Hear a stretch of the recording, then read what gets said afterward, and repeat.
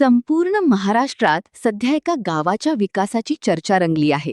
बीड जिल्ह्यातील वांजरवाडीने आदर्श ग्रामविकासाचा नवा मापदंड निर्माण केला आहे. याच विकास कामांचा अभ्यास करण्यासाठी आणि आपल्या गावातही अशाच सुविधा उभारण्याच्या उद्देशाने युवा परिवर्तन पॅनलचे शिष्टमंडळ वांजरवाडीत दाखल झाले आहे. जलव्यवस्थापन, स्वच्छता, डिजिटल शिक्षण, आधुनिक पायाभूत सुविधा आणि ग्रामस्थांची एकजूट यामुळे वांजरवाडी आज संपूर्ण महाराष्ट्रासाठी प्रेरणास्थान ठरली आहे. या सर्व विकास कामांचा बारकाईने अभ्यास करून आपल्या गावातही अशीच आधुनिक आणि लोकाभिमुख विकासाची संकल्पना प्रत्यक्षात आणण्याचा युवा परिवर्तन पॅनलचा निर्धार आहे. वांजरवाडीने संपूर्ण महाराष्ट्राला दाखवून दिले आहे की इच्छाशक्ती आणि लोकसहभाग असेल तर कोणत्याही गावाचा कायापालट होऊ शकतो. हीच प्रेरणा घेऊन आम्ही आमच्या गावाच्या विकासासाठी काम करणार आहोत. वांजरवाडीचा विकास हा केवळ एका गावाचा प्रवास नसून ग्रामीण परिवर्तनाचा प्रेरणादायी आदर्श आहे. अशाच सकारात्मक बदलाची नवी सुरुवात आता युवा परिवर्तन पॅनलच्या माध्यमातून व्यक्त केली जात आहे. आम्ही कळंब तालुका, धाराशिव जिल्हा, खोंदला गावातून आलेलो. हे गाव आम्ही रील्सवर पाहिलं होतं, बातम्यामध्ये पाहिलं होतं. आदर्श गाव भास्करराव पेरे पाटलांचं जसं आहे तसंच हे बी आदर्श गाव वांजरवाडी बीड जिल्ह्यात आहे, बीड तालुक्यामध्ये आहे. आमच्या गावचा काही असाच विकास करण्यासाठी, त्या गावातला काही आदर्श पाहण्यासाठी आम्ही आलो.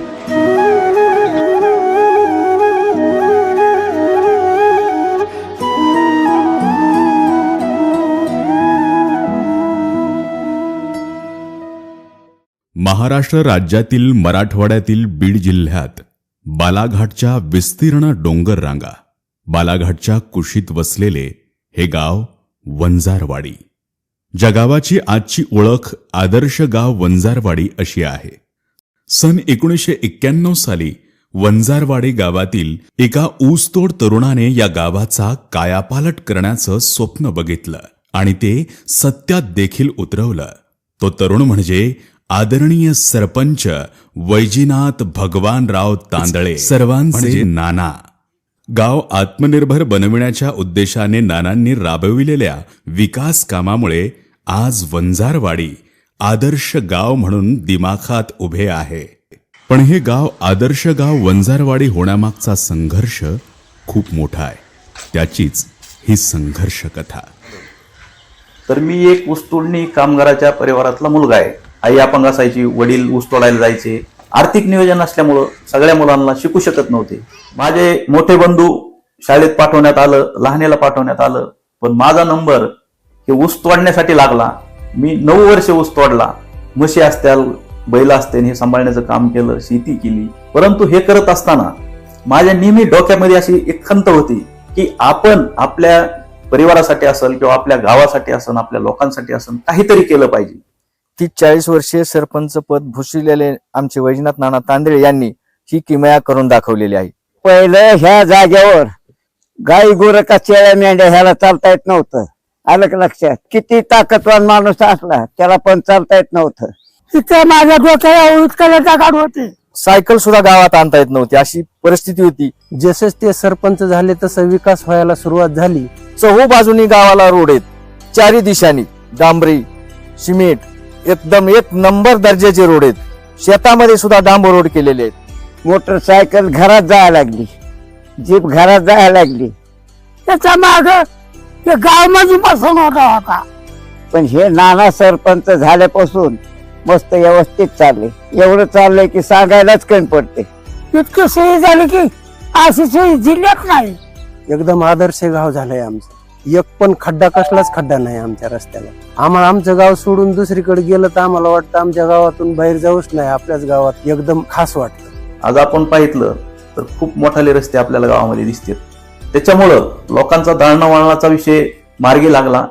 उन्हाळ्यात तर लई पाण्याचा त्रास होता. इरीवर जावं लागत होतं पवरा घेऊन. पावसाळ्यात तर पाव चिखलातच चालायचं. मग घरी आलं की ताप यायची, दुखणं यायचं, आजार पडायचं होता आम्ही आजारी. परत तळ्यातलं पाणी लेकरायला प्यायला लागायचं, आम्हाला पण प्यायला लागायचं. गढूळ पाणी यायचं, त्याच्यामुळं पोटात इन्फेक्शन व्हायचं पाण्यामुळं. पाणी प्लांट बसवल्यापासून आजारी तर पडतच नाहीत. म्हणजे कोणती समस्या राहिली नाही. एक तर लांबून आणायची पण नाही. सगळ्यांना चांगला फायदा झाला पाण्यामुळं. पिण्याची पाण्याच्या काहीच कमी नाही. आता घरापासून नळ येत आमच्या. पाण्याचं फिल्टर आम्ही जेव्हापासून टाकलंय तेव्हापासून आमच्या गावातले लहान मुलं असतील, महिला असतील, वडीलधारी माणसं असतील, यांचे आजार 90% कमी झालेत. जर आजारी पडलो तर नाना दवाखान्यात नेते, पैसे आदले देते 10-5 रुपये, काळजी घेते. इथे छोटं गाव आहे पण लय भारी गाव केलं. तर मला एक खंत होती, मला शिक्षण घेता आलं नाही, म्हणून माझ्या गावातल्या कमीत कमी मुलांना शिक्षण क्वालिटीचं भेटलं पाहिजे आणि ते शिकले पाहिजे, याच्यासाठी काटेकोर प्रयत्न आम्ही सगळ्यांनी केले. प्रत्येक पंच कमिटीची आमची रोज एक चक्कर असते शाळेमध्ये. मुलं आले किती, विद्यार्थी गैरहजर किती येतं, शिक्षक आले का नाही, ह्या सगळ्या गोष्टीवर आमचं लक्ष असतं. अतिशय चांगल्या प्रकारे आमच्या गावातले विद्यार्थी घडलेत. आणि मी त्यावेळेस प्राध्यापक झालो तर याच गावातून मी पुढे गेलेलो आहे. आमची या गावात शिक्षणाची अवस्था पूर्वीची जर बघितली ना, आता जर विचार केला तर जमीन आसमानचा फरक झालेला आहे. रस्ता नव्हता, चिखल तुडीत आम्हाला अर्धा ते पाऊण तास जावं लागायचं, पण आम्ही शिक्षण घेण्यासाठी जायचो. आईवडिलांनी जन्म दिला, आईवडिलांनी संस्कार लावले, पण शिकत असताना शिकल्यानंतर नोकरी करावं माझ्या भावांनो असं आम्हाला प्रोत्साहन देणारे आणि आम्हाला बोटाला देऊन चालणारे आमचे नाना, ते आमचे सर्वस्व आहेत. जिल्हा परिषद शाळा आपल्याकडं 4थी पर्यंत होती. पुढचं जर शिक्षण घ्यायचं म्हणलं तर आपल्याला बाहेर गावाला जावं लागायचं आणि ती अडचण दूर करण्यासाठी आपण गावातच मातोश्री माध्यमिक विद्यालय चालू केलंय. 12वी पर्यंत आहे ते. सर्व विद्यार्थ्याचा जो प्रॉब्लेम होता, अडचणी होत्या, त्या सॉल्व्ह झाल्यात. आणि एकही क्षेत्र असं नाही की ज्या क्षेत्रामध्ये आमच्या गावातला कर्मचारी नाही. जेव्हा जेव्हा भरती निघेल तेव्हा या गावातला किमान 2-4 विद्यार्थी निश्चित लागतात. शिक्षणाचे हे महत्व या गावाला कळलेलं आहे. गर्वाने सांगू शकतो की आमच्याकडं गावात 2 कलेक्टर येतं, 3-4 मोठ्या पदावर अधिकारी येतं आणि 450 कर्मचारी येतं. तर हे सगळ्यात माझ्यासाठी आनंदाची गोष्ट. आमच्या अंगणवाडी सुद्धा आदर्श आहे.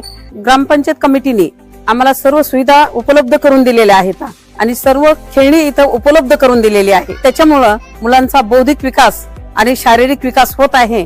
माझ्या एक गोष्ट लक्षात आली की गाव जर सुशिक्षित असेल तर समजून सांगायला अतिशय सोपं जातं आणि गावचा विकास असेल किंवा गावची प्रगती असेल या मार्गाकडे नेण्यासाठी मदत होती.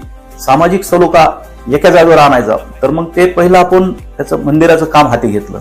श्री संत भगवान बाबा विठ्ठल रुक्माई तुकाराम महाराज हे सर्व काम लोकसहभागातून आणि लोकांच्या परिश्रमामधून केलेलं आहे. आम्ही अक्षरशः ते मंदिराचं काम करत असताना डोक्यावर दगड आणले सगळ्या लोकांनी. ते मंदिर असं भव्य दिव्य आज उभा केलेलं आहे. तर स्वच्छतेवर आम्ही जास्त भर दिलेला आहे. मग स्वच्छता करत असताना जो कचरा निघतो तो वर्गीकरण शेडमध्ये टाकणं असेल, त्याचे व्यवस्थापन करणं असेल, शेणखतासाठी हौद बांधणे असेल, गांडूळ खताचे हौद असतील किंवा बायोगॅस असेल, हे प्रकल्प आपण चालू केलेले. जलनियोजन करण्याचं ठरवल्यापासून एकूण 27 बंधारे केले त्यांनी. ह्या प्रत्येक बंधाऱ्यामध्ये 10 ते 11 फूट पाणी. हे पाणी हिवाळ्याचे 4 महिने आणि परत पुढे 1 महिना चालतं. त्यांनी केलेल्या त्यांच्या कामामुळं शेतकऱ्यांचं उत्पन्न वाढलं, जमिनीचा जलस्रोत वाढला.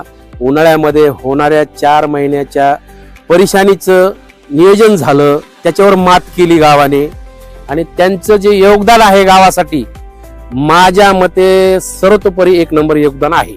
मग मी वेगवेगळ्या माध्यमातून मग खासदार फंड असतील, आमदार फंड असतील, 25-15 असेल, PWD कडून असेल, CM PMJSY मध्ये असतील, तर वेगवेगळ्या फंडातून बजेट आणले.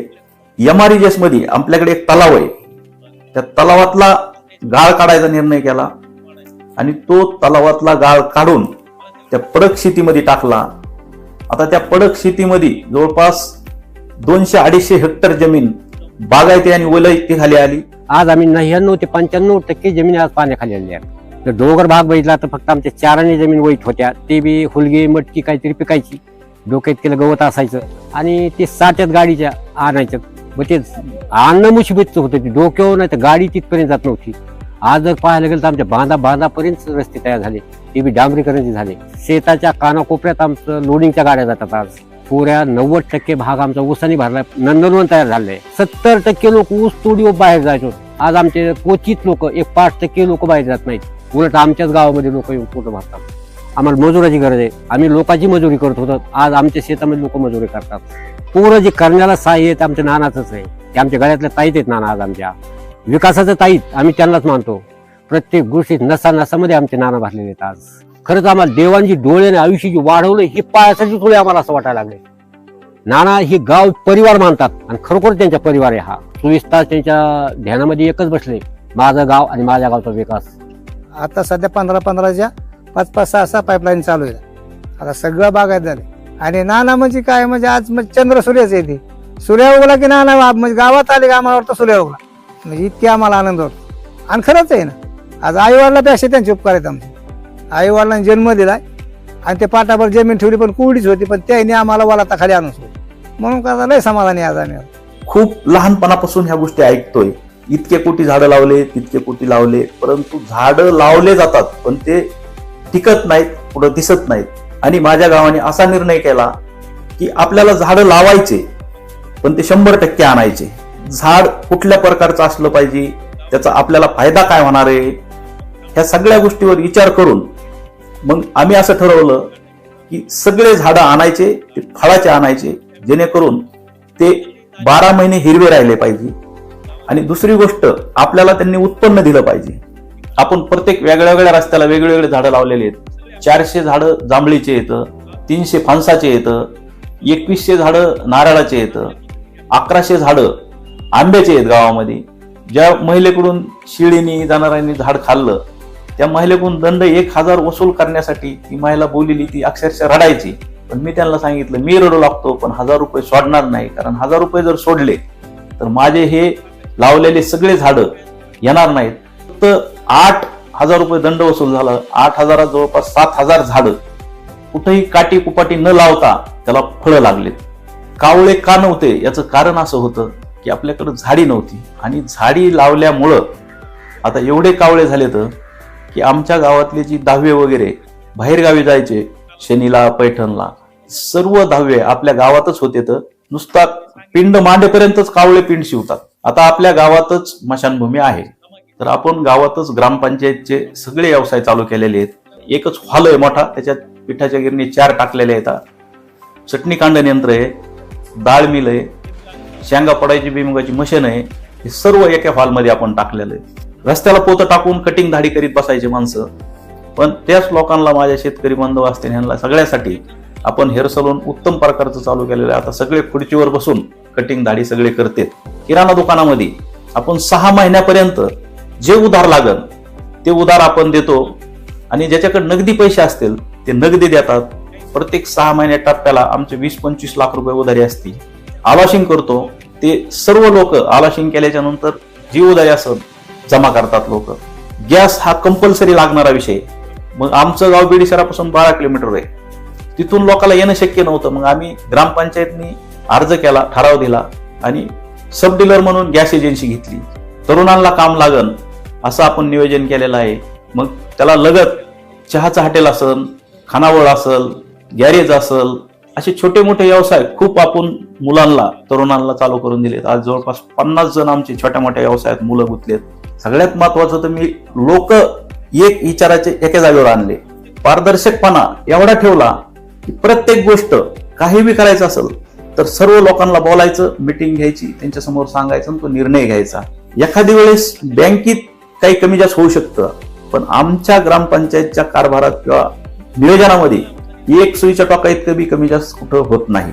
त्याच्यामुळं लोकांचा विश्वास हा माझ्यावर बसला. महिला जर संघटित करायच्या असतील तर त्यांना कुठलं का व्हायना त्यांच्या हाती काम दिलं पाहिजे. महिलांना बचत गटाच्या माध्यमातून छोटे छोटे व्यवसाय चालू करून द्यायचं ठरवलेलं आहे.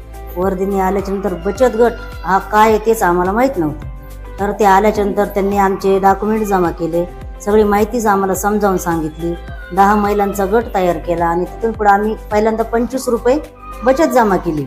तर मी स्वतः त्याच्यातून आहे ना शेळी पालनाचा व्यवसाय चालू केला. 10,000च्या 2 शेळ्या घेतल्या आणि त्यातून मला आता वार्षिक 10 ते 12,000 रुपये उत्पन्न माझं मी स्वतः मला मिळतंय. कसं आहे, महिलांना ना इथून मागं फक्त चूल आणि मूल माहिती होतं. स्वतःच्या पायावर कसं उभारायचं हे आम्हाला उमेद अभियानाने समजलं. आणि इथून मागं महिलांना बँकेत जायचं पण माहिती नव्हतं. तर बचत गटामुळे का महिला घरातून बाहेर पडायला शिकली. त्याने आपण आपले उद्योग चालू केले, बँकेपर्यंत त्या जाऊ लागल्या, त्यांचे व्यवहार, आर्थिक व्यवहार पण त्यांना कळालेत. सीआयएफचा आम्ही एक गटाला 60,000 रुपये लोन दिले. त्याच्यातून काय केलं, कुणी सेवायचे मशीन घेतली, कुणी कुरडायच्या, आमच्या चिकाची पण मशीन आहे. तर आम्ही काय करतो, ते प्रोडक्ट बनवून बीड जिल्ह्याला समज जिल्ह्याच्या ठिकाणी ते आम्ही जाऊन स्टॉल लावतो. महिला अशा सक्षम झालेल्या आहेत गटामुळे. आणि या कामाला आहे ना, नानाची आम्हाला पूर्णपणे साथ आहे. ते कुठं पण आम्हाला अडचण आली तरी ते आम्हाला उभे राहतात, आम्हाला पाठिंबा देतात. तुम्ही ही गोष्ट करा, मी तुमच्या कधी पण पाठीशी. गावातल्या लोकांना आर्थिक नियोजन त्यांचं कसं होईल आणि संसार प्रपंच कसा चालेल याच्यावर जास्त भर दिला. सामाजिक उपक्रमाच्या बाबतीत जर बोलायचं झालं, आपण लेझमासारखा खेळ, लहान मुली असत्या, मुलं असतील, वयस्कर माणसं असतील, हे सगळे लेझमाचा आनंद घेतात.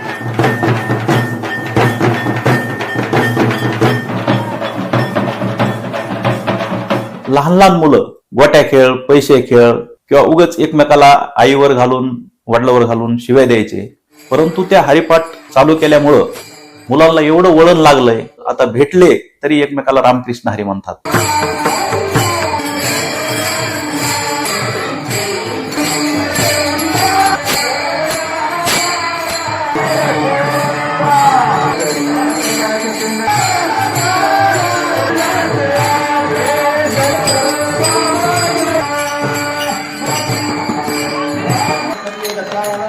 तर गावात आम्ही सर्व सण उत्सव साजरे करतो. पोळ्याचा सण असल, संक्रांतीचा असल, गणपती उत्सव असल, गावातील सप्ताह असतील किंवा यात्रा असतील, पूर्ण गाव एकत्र येऊन साजरे करतो. सगळे गावातील लग्न हे मंदिरावर होते. मग ते भांड्यापासून साऊंड सिस्टीम पासून हे सगळ्या सुविधा आपण तिथे केलेल्या आहेत. मी सरपंच झाल्यापासून ते आजपर्यंत पंगत कंप्लीट 35 वर्ष झालं. सर्व समाजाचे लोक एका पंक्तीला बसतात, सगळे मुलं वाढतात. ते म्हणले परिणाम काय यायचा असेल ती येईल, मार खाऊ पण पंगत एक करू. दारू पिणारा एखादा व्यक्ती असला तर त्याची आई असेल, त्याचे वडील असतील किंवा पत्नी असेल, रोज घराने घेऊन यायचे आणि तेच काम मला लागायचं. त्याच्यामुळे मी काय केलं की सगळे जेवढे पिणारे येतं तेवढे गाडीत भरले, 2-4 गाड्या भरल्या आणि दारू सोडून आणले. दारू सोडून आणल्याच्या नंतर जर कोणी दारू पिलं तर त्याला 50,000 रुपये दंड आहे.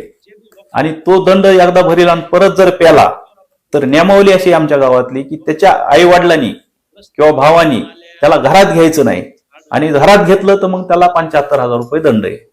गेल्या काही वर्षात अनेक कलाकार, लोकप्रतिनिधी व नेत्यांनी वंजारवाडी गावाला भेट देऊन उपक्रमांचा प्रत्यक्ष अनुभव घेतला.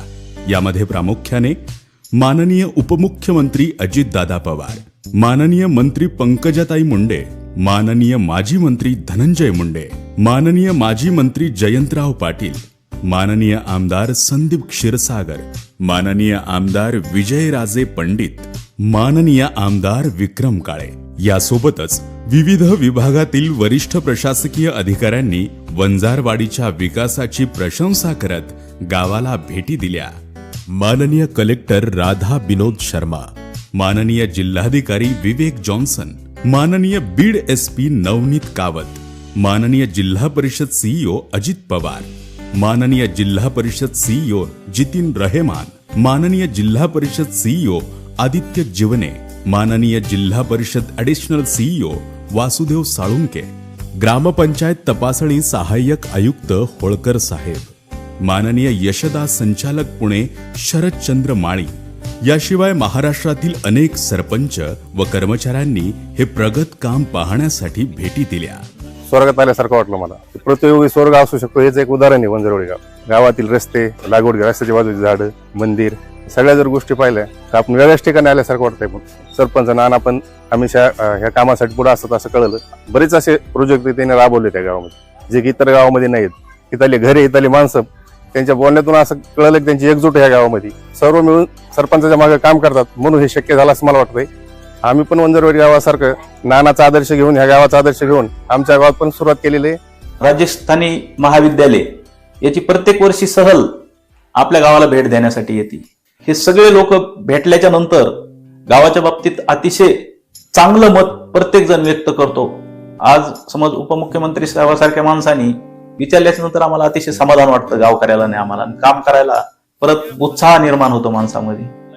केलेल्या कामाची पोहोचपावती म्हणून मिळालेला आदर्श सरपंच पुरस्कार, श्री संत गाडगेबाबा ग्राम स्वच्छता अभियान पुरस्कार, RR आबा स्मार्ट ग्रामपंचायत पुरस्कार, तसेच छावा संघटनेचा पुरस्कार, अशा अनेक पुरस्कारांनी गावाला सन्मानित केले असून सर्व कामाची दखल विविध वृत्तपत्र आणि प्रसार माध्यमांनी घेतली. मी लोकांना असं सांगतो की हे आपलं गाव आहे आणि हे काम आपल्याला करायचंय सगळ्यांना मिळून. ज्यावेळेस सगळ्यांना मिळून करायचं म्हणतो त्यावेळेस लोकांच्या मनात एक भावना तयार होती की हे काम आणि गाव आपलं आहे, त्याच्यामुळे आपण सगळ्यांनी मिळून हे काम करायचंय. सरपंच म्हणजे काय नेता नाही, तो जनतेचा सेवक आहे हे लक्षात ठेवणं फार गरजेचं आहे.